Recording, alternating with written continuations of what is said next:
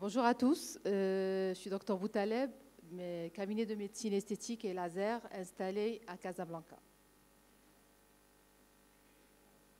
Alors on va présenter aujourd'hui la gestion du vitiligo au laser Photona.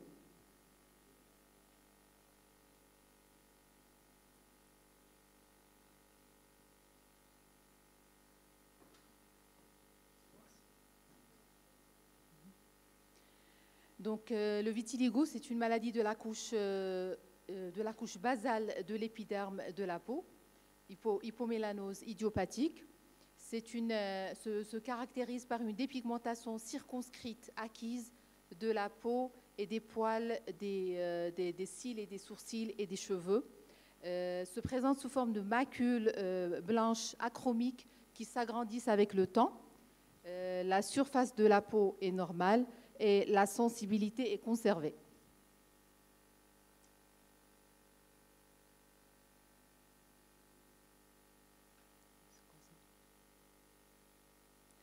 La pathogénie de la maladie, donc c'est une maladie auto-immune faisant intervenir plusieurs facteurs immunologiques, génétiques et biochimiques.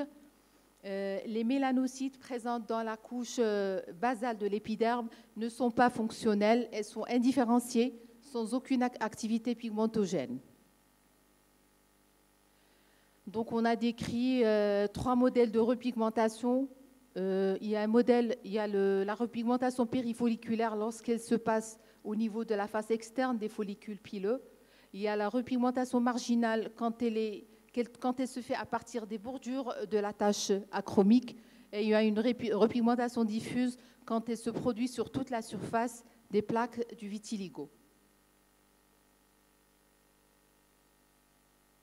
On s'est servi de notre plateforme laser SP Dynamis. On a utilisé le l'onde laser Erbium YAG 2940 en mode smooth.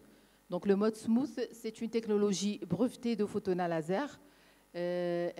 Sous forme d'un train de 6 micro-impulsions avec des temps de rafraîchissement entre chaque micro-impulsion. Il y a un contrôle de la lésion thermique et du collagène. Donc, ça permet une stimulation induite de l'ADN et de l'ARN des protéines cellulaires. Ça permet une coagulation de ces protéines sans pour autant léser la surface cutanée. Donc, c'est un mode de traitement non ablatif. Donc, ça permet une régénération pigmentaire et une activation mélanocytaire. Donc, là, on a 3 types de repigmentation. La repigmentation folliculaire, elle se passe au niveau de la face externe des follicules pileux. C'est une réactivation des mélanocytes situés dans la partie externe des follicules pileux. Et la repigmentation quand elle est marginale ou diffuse, il y a une activation des mélanocytes situés dans la couche basale des peaux pigmentées contiguës. Donc, il y aura une migration des mélanocytes vers la peau lésée, la peau achromique, de 2 à 3 mm. La réponse au traitement dépend de la zone affectée. On aura une bonne réponse, une réponse maximale au niveau du visage et du cou. On les appelle des zones FAD. Pour les extrémités proximales, les saillies osseuses et le tronc, ils répondent efficacement, mais pas aussi bien que la peau du visage et du cou. On les appelle des zones intermédiaires. Par contre, la repigmentation est difficile à réaliser au niveau des extrémités. C'est des zones dures. Il faut préciser que la régénération pigmentaire se passe au niveau des réservoirs pigmentogènes, des mélanocytes. Ces réservoirs sont localisés principalement soit au niveau de la face externe des follicules pileux, soit au niveau des mélanocytes situés sur la couche basale de l'épiderme sain. Donc, il y a 2 réservoirs de mélanocytes. On trouve des problèmes lorsque les follicules pileux n'existent pas sur la face, par exemple sur la peau des paupières, c'est une peau qui est dépourvue de follicules pileux. On a tendance à à combiner le laser herbiomiag avec des stimulants mélanocytaires type peeling TCA dosé à 20%. Il faut préciser aussi pour le taux de la proportion des poils blancs au niveau des taches achromiques. Plus cette proportion est grande, plus la probabilité de repigmenter est faible. Donc, au niveau des cils et des cheveux blancs et du cuir chevelu, on a tendance aussi à combiner le laser herbiomiag avec des stimulants type TCA dosé à 20%. Pour les zones acrales et les extrémités et les saillies osseuses, la migration des mélanocytes, elle est très minime. On a tendance aussi à combiner le laser avec les stimulants aussi mélanocytaires, type peeling TCA dosé à 20%. Voici les paramètres thérapeutiques pour traiter ces taches achromiques. Donc, on commence par la PSMA R11 en mode smooth. Le 7 mm la taille de spot est de 7 mm. Donc, on fait des allers-retours en mode brushing jusqu'à l'apparition d'un érythème et d'un œdème. Puis, on passe à la PSMA P03X. Ces deux PSMA sont les PSMA maîtresses de l'herbiomiag laser. La P03X en mode MSP, on fait un peeling et on fait un seul passage. Donc, en général, c'est une séance par 2 semaines jusqu'à obtention des résultats, jusqu'à satisfaction de la patiente. Donc, pour ces formes non actives du vitiligo, c'est-à-dire qu'il y a atteinte, qu'il y a pas plus de 10% de la peau lésée au niveau du corps, il faut 6 à 24 mois pour parvenir à une repigmentation complète ou quasi complète des lésions, avec une réponse de 80% au niveau du visage, 50% sur le corps et 25 à 30% sur les saillies osseuses et les extrémités. Les malades doivent être très patients parce que le traitement est très long et souvent fastidieux. Pour optimiser nos résultats, je fais toujours mes séances lagères et je combine avec un traitement topique pour optimiser les résultats. C'est une patiente, malheureusement, j'ai que 2 cas de vitiligo, donc c'est une patiente étudiante en médecine pour dire que le stress est un facteur favorisant. On voit très bien un rougissement de sa tache achromique. Elle est très contente de ses résultats. On a pu obtenir ça au bout de 5 séances, c'est-à-dire au bout de 2 mois et demi. Il y a un roussissement de ces taches avec une repigmentation, une régénération mélanocytaire et pigmentogène. C'est une repigmentation séquentielle. Donc, elle est quand même parce qu'elle a suivi un traitement topique pendant plus de 3 ans et ça n'a rien donné. Au bout de 2 mois et demi, elle a obtenu quand même ses résultats. C'est assez impressionnant. C'est une deuxième étudiante en médecine qui a fait des taches achromiques au niveau de son menton. Donc, on voit très bien, elle a obtenu ce résultat au bout de 3 séances. On voit très bien le rougissement de la tache. Elle est très contente de ses résultats. Même l'application de son fond de teint, elle a baissé les couches d'application de son fond de teint. Donc, ça témoigne de la repigmentation de ces lésions.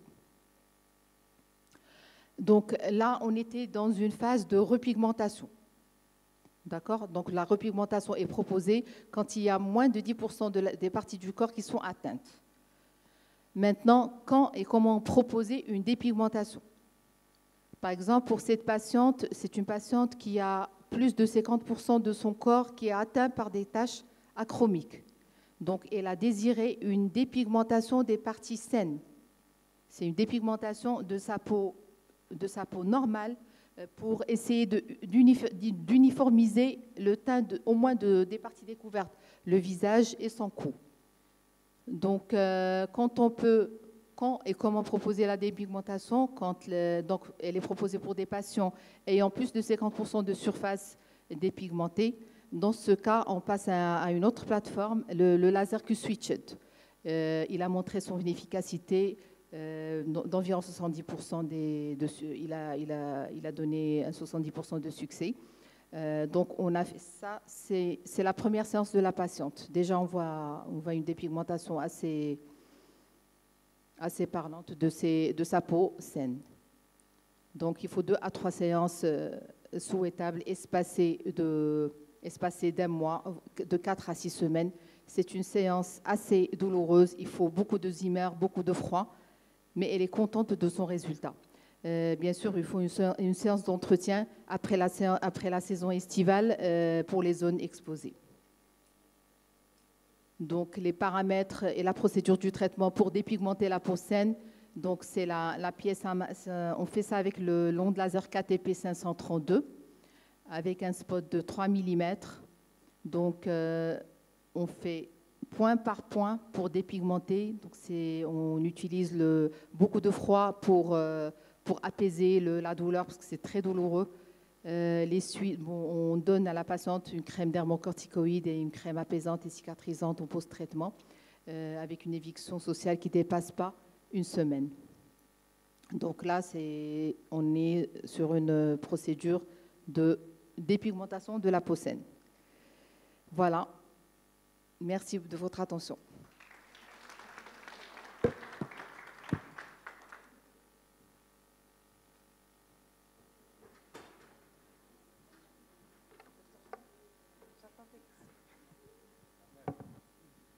Donc voilà, s'il n'y a pas de questions, on va enchaîner.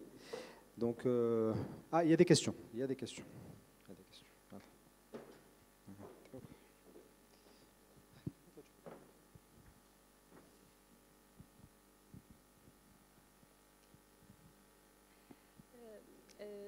Je voulais juste vous demander, s'il vous plaît, par rapport au protocole que vous utilisez, est-ce que vous utilisez le smooth après le MSP, c'est ça? Non, pour la repigmentation, c'est ça. Oui.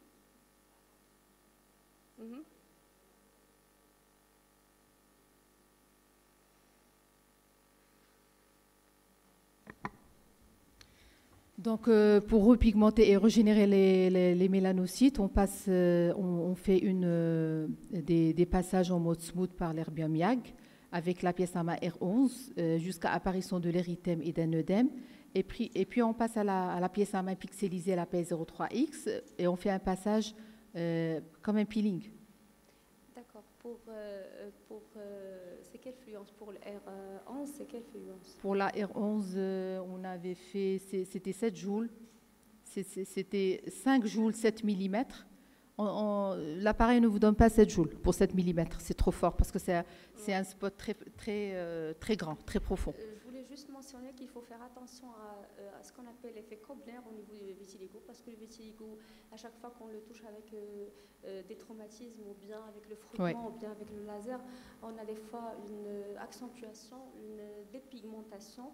C'est le contraire de l'effet souhaité. Donc, je pense qu'il faut juste informer le patient. Merci. Oui, c'est ça.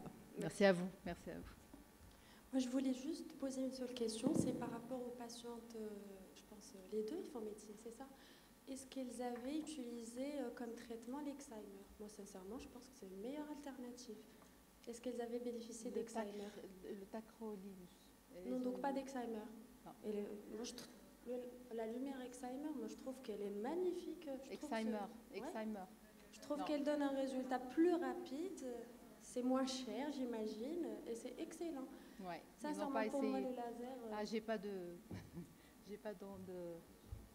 de laser Excimer. J'ai proposé ma plateforme avec les moyens de bord.